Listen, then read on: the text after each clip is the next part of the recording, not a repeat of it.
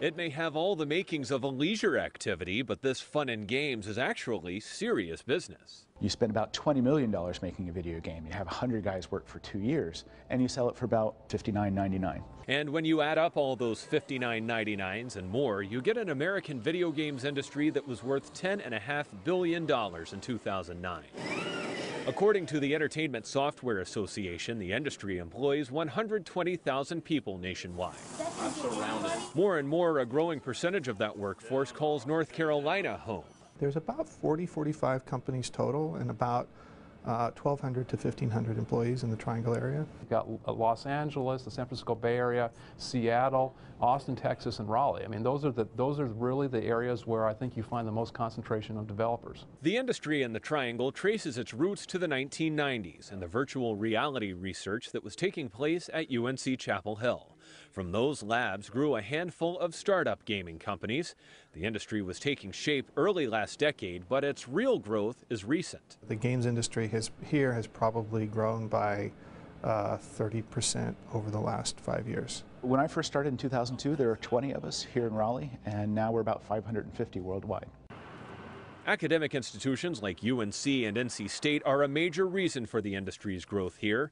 The universities, as well as Wake Tech, offer video game-related degree programs. It's just basically swelled to the capacity that we can hold right now. We're actively expanding our capacity to teach games classes. That ample supply of graduating talent and an established technology sector are major recruiting tools. And we've got this great technology base with our military industrial complex here, with the biotechnology, with the universities, and it's all coming together. It's creating a really fertile ground for video game development. Game development is part of the Triangle's industry, but the companies here are best known for creating gaming engines. An engine is a software package that runs a game's operations. It handles things like which sounds to play when, how physics will work, if you drop a box down the stairs, what it'll look like. So it's almost like the game engine is the movie set and the camera, and then the game company is the directors and the actors. And since it's a package, a video game engine can be licensed to other game designers to run their products. 9 of the top 10 publishers in the world use our technology to make their games. Epic's Unreal game engine isn't the only one with Triangle roots. Epic, Unreal is the biggest one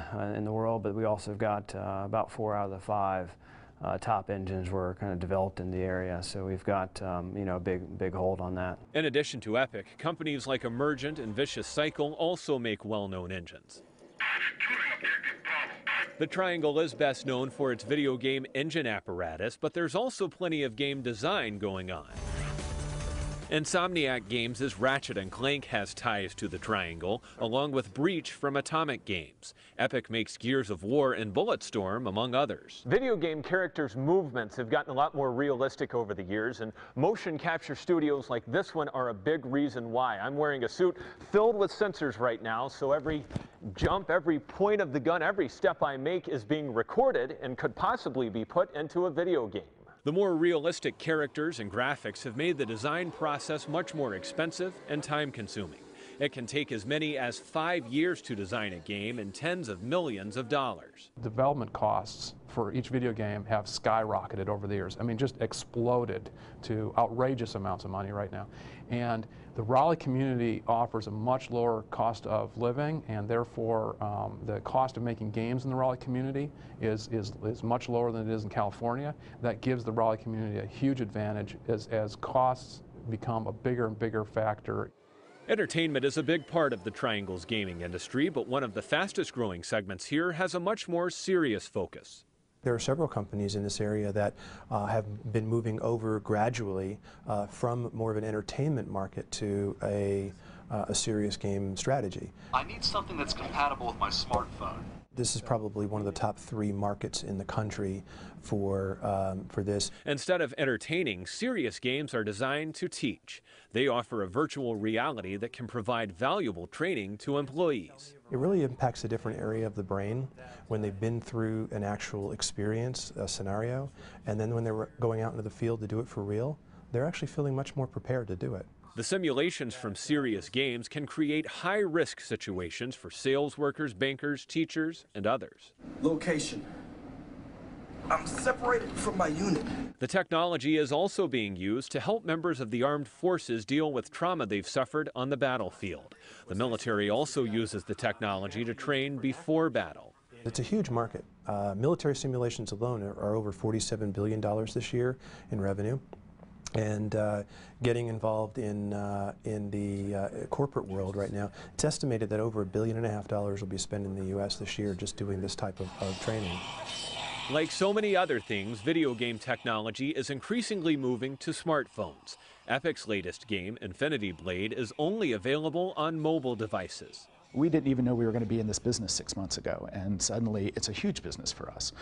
So it's a scary, exciting time. And Triangle gaming leaders say the region is well positioned to be successful in it. Last year, state lawmakers approved tax incentives in an effort to maintain and expand the gaming industry here. Got it. Okay. The growing academic and research efforts could also help. The universities that are here are doing research in the technologies that will enable the future games from 5, 10 years, 15 years out. Those intervening years will be important ones for the gaming industry. The number of companies doing business in the Triangle and the success they have could determine the industry's long-term role here. We're at a critical time for Raleigh right now where there's enough game companies here, there's just enough of us that we're on the cusp of being that Hollywood. Right now it's San Francisco, it's Los Angeles, those are the big places, maybe Seattle, but we're coming up fast.